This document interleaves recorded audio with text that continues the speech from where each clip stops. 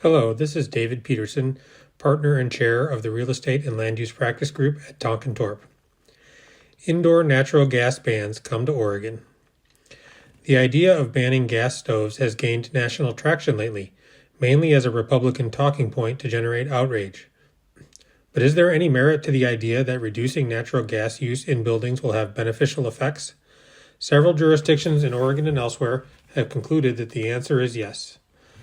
Most recently, the city of Eugene had enacted a ban on natural gas hookups in new low-rise residential construction. The Eugene ban follows a city of Milwaukie, Oregon resolution that does not ban gas connections outright, but directs city staff to develop code changes to prohibit new gas connections in residential and city-owned buildings by 2024. These two Oregon cities join over 100 jurisdictions in 11 other states nationwide that have taken steps to curb natural gas use in buildings.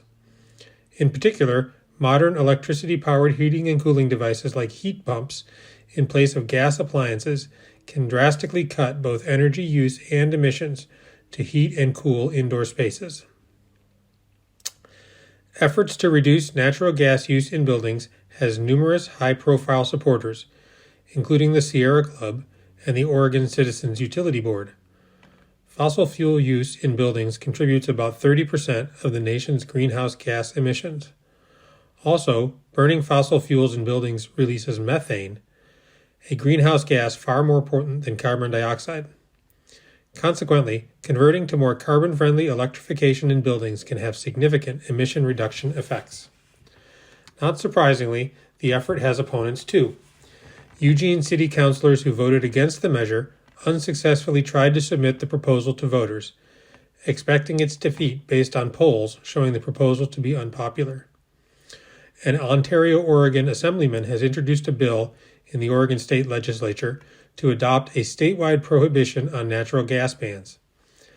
The bill supports such a ban based on a claim that Oregon utilities are already unlikely to meet statewide greenhouse gas emissions targets, but does not explain how pumping the brakes on electrification would aid utilities in those efforts. Prominent Oregon gas utilities, including Northwest Natural, also are fighting the proposals on several fronts, including litigation.